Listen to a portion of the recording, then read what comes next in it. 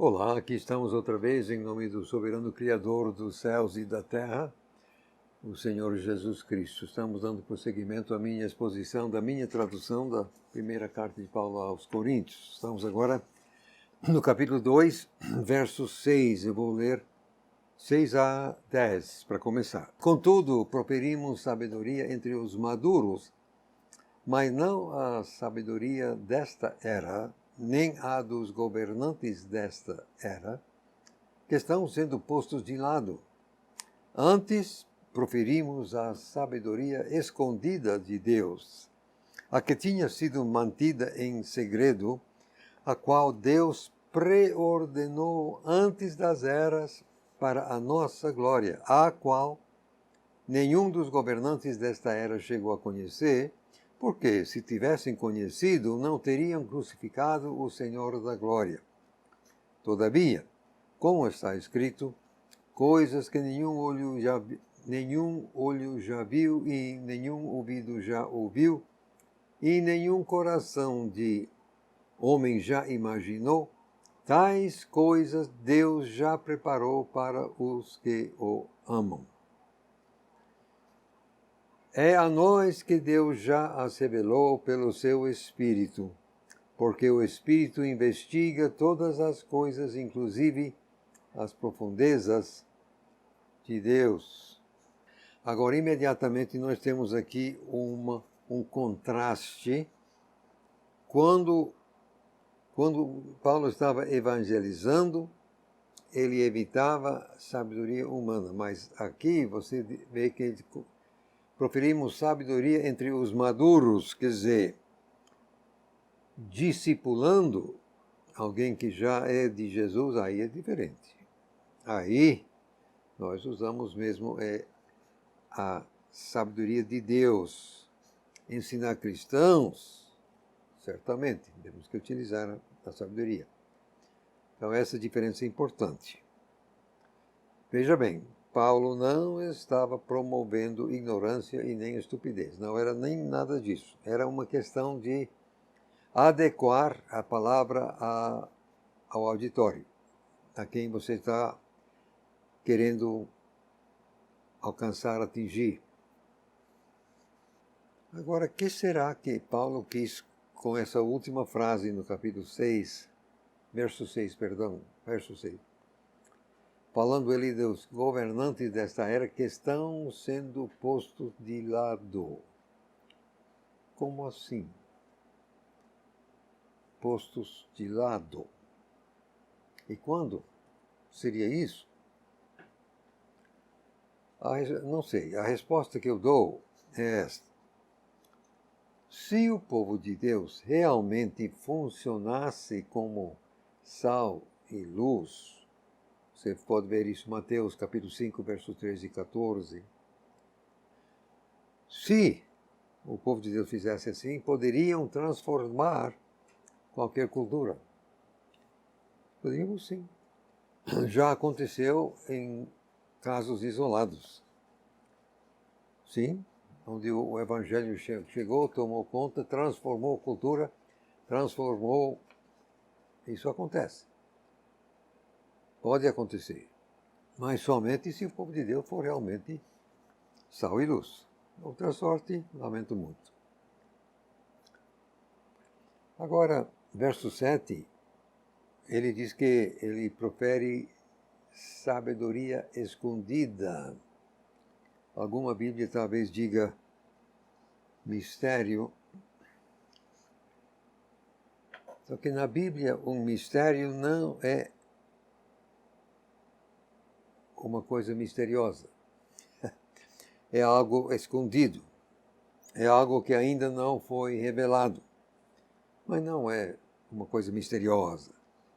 Então é exatamente o que está aqui o caso. Fala aí, Deus tinha mantido em segredo. Deus preordenou antes das eras para a nossa glória. Quer dizer, é agora que Deus está revelando essas coisas. E nós vamos encontrar, prosseguindo pelas cartas de Paulo, nós vamos encontrar várias vezes ele se referindo a isso. Quer dizer, Deus escolheu ele e Paulo para realmente expor a verdade a respeito da igreja, e essa verdade a respeito da igreja era uma coisa escondida no Antigo Testamento. Não que fosse uma coisa misteriosa, mas era uma coisa que não havia sido revelada ainda, era uma coisa escondida. Aí diz que os governantes, obviamente, se estava a coisa escondida no Antigo e também ninguém estava explicando, então os governantes não tinham como saber disso. Se tivessem conhecido, não teriam crucificado, dizendo Paulo. Também existe o plano. Agora, ele cita Isaías capítulo 64 e verso 4. Isso aqui me dá vontade de dizer uma aleluia ou dois. Vou ler outra vez. Está escrito: coisas que nenhum olho já viu, e nenhum ouvido já ouviu, e nenhum coração de homem já imaginou, tais coisas Deus já preparou para os que o amam.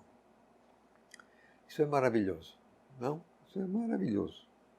Só tenho que dizer muito obrigado, Senhor, muito obrigado. Que coisa maravilhosa. Prossegue, verso 10. É a nós que Deus já as revelou pelo seu Espírito. Então, você vê que Paulo está dizendo com todas as letras que ele recebe revelação através do Espírito Santo.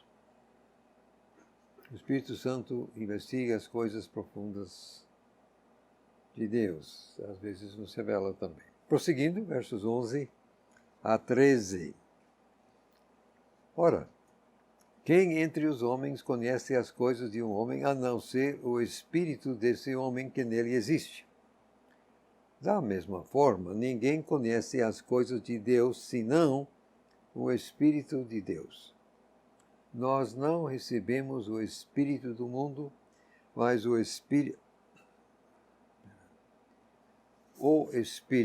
se você está seguindo, está aí um erro, o Espírito que vem de Deus, para que possamos conhecer as coisas que Deus nos tem dado gratuitamente. São justamente elas que expomos, não com palavras ensinadas por sabedoria humana, e sim ensinadas por Espírito Santo, interpretando coisas espirituais para pessoas espirituais. Mas é claro que só quem pode nos revelar o que Deus é e o que Deus pensa é Ele mesmo. Enquanto Jesus andava aqui fisicamente, mas agora é o Espírito Santo. Agora é o Espírito Santo que nos ensina o que Deus quer e o que Deus pensa. Agora, veja o que está dito no verso 12. Nós não recebemos o Espírito do mundo. O que vale dizer que o Espírito do mundo certamente existe. Existe. Se não é uma referência direta a Satanás, ele certamente está por detrás desse Espírito. E aqui, na segunda metade do verso 12, diz exatamente que a função do Espírito Santo é nos fazer conhecer as coisas que Deus nos tem dado gratuitamente. Parece que uma das coisas que o Espírito Santo quer fazer, gosta de fazer, é nos iluminar a respeito das dádivas de Deus, as coisas que Deus nos dá. A questão é prestarmos atenção. Né? Se ao menos prestássemos atenção, né? O problema não está do lado dele. O problema está sempre do nosso lado. Coisas dadas gratuitamente aqui. Deus dá gratuitamente. Então, Paulo quer é isso que ele está expondo. Então, essas coisas que ele está expondo, não com palavras ensinadas por sabedoria humana, atenção, ensinadas por Espírito Santo. Ele afirma claramente que ele recebia a instrução do Espírito Santo. Aí, a função dele é interpretar essas coisas espirituais para pessoas espirituais. Isso ele fazia a viva voz. Agora nós temos que recorrer ao texto escrito. Através de suas cartas, ele ainda está interpretando coisas espirituais a nós que esperamos sejamos pessoas espirituais. Agora eu vou ler versos 14 e 15, aliás, 14 a 16, quis falar, que termina o capítulo 2. Então, capítulo 2, versos 14 a 16. E eu vou ler aqui uma palavra que eu cunhei, não sei nem se existe no dicionário, mas eu vou explicar, você vai acabar entendendo. Ora, um homem almático não recebe as coisas do Espírito de Deus, pois são estupidez para ele. Aliás, nem pode entendê-las, porque são discernidas espiritualmente. Já aquele que é espiritual avalia tudo, mas ele próprio não é julgado por ninguém.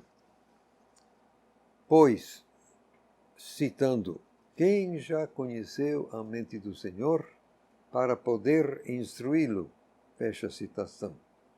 Mas nós temos a mente de Cristo. Eu quero agora explicar esse tal de almático.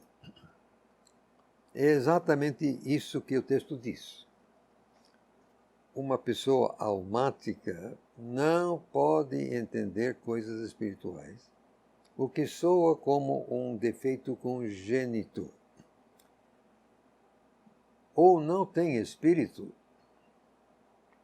ou pelo menos não presta atenção ao espírito. Vive mesmo em termos da alma. Agora, em Judas, a carta de Judas, verso 9, eu diria que a tradução correta lá é falando de certos tipos que eles são almáticos não tendo espírito. A sua Bíblia vai dizer espírito com E maiúsculo, como se fosse o Espírito Santo. Não. O texto não tem artigo. Não tendo espírito. Se essa tradução minha for correta, então remonta a Gênesis capítulo 6. Você pode também ver Mateus 24 e verso 37, os dias de Noé. Lá, os Nefilim eram humanoides, que era cria de demônio com mulher. Podem saber que ainda hoje existem humanoides neste mundo nosso. E um humanoide que cria de demônio com mulher não tem espírito humano. Tem alma através da mãe, mas o espírito que tem é um espírito demoníaco, não é um ser humano, que tem consequências terríveis. Mas, voltando aqui a este texto, diz que a pessoa almática não pode, é incapaz de entender coisas espirituais. Agora, você querendo mais a respeito, eu tenho um artigo chamado Dias de Noé. Você terá de entrar no meu site, front.com.br, lá tem. Não está nem no apêndice aqui ainda. Quando tiver uma segunda edição vai estar, mas por enquanto não está, só no meu site. Lá eu destrincho essa questão, lá naquele artigo Dias de Noé. Agora eu preciso, por uma questão de honestidade com vocês, eu preciso explicar outra coisa aqui. O mesmo verbo grego é utilizado 3 vezes e eu dei uma tradução diferente a cada uma dessas 3 vezes. A primeira foi discernidas, a segunda avalia e a terceira julgado por. Sendo que o segundo caso está na voz ativa, os outros 2 na voz passiva. Eu digo que o rei da interpretação é o contexto, e o verbo aqui, anakrino, verbo em grego, anakrino, cobre de fato uma área semântica considerável. E pelo contexto, então, eu entendi de traduzir de 3 maneiras diferentes, mas tudo dentro da área semântica do vocábulo. Então, verso 15. Aquele que é espiritual avalia tudo. Aqui o verbo está na voz ativa. Nós temos a obrigação de avaliar as coisas. O que não é o mesmo que julgar, no sentido de condenar. Não é da nossa competência julgar os outros, no sentido de condená-los, mas nós temos sim a incumbência de avaliar as pessoas, as coisas, enfim, ideias. Mas aqui então diz que ele próprio não é julgado por ninguém, minha tradução. É o mesmo vocábulo grego, mas se você vai traduzir ele não é avaliado, aí não funciona, né? Aí você tem uma contradição. Como é que não vai ser avaliado se todo mundo tem a obrigação de avaliar? Não funciona. Mas também é que a área semântica do vocábulo é abrangente. Aqui também a voz é passiva, não é mais ativa. Então, eu traduzo assim, ele próprio não é julgado por ninguém. Agora, o verso 16 é uma citação de Isaías 40 e verso 13, mas você, voltando à questão de ser julgado por ninguém, você compara com João capítulo 3, verso 8, onde o Senhor Jesus disse que uma pessoa controlada pelo Espírito é como o vento, é imprevisível. Outras pessoas encontram dificuldade para entendê-lo. Quando era para fazer uma coisa, faz outra.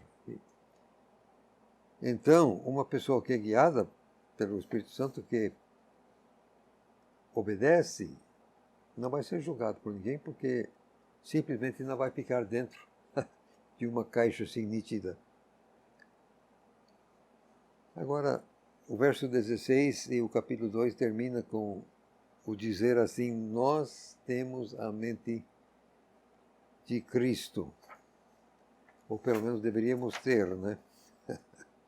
Quantos de nós temos realmente? Quantos de nós pensam como Jesus pensa? Será? Que coisa. Mas é assim que deveríamos ser. Se não somos, mas deveríamos ser assim.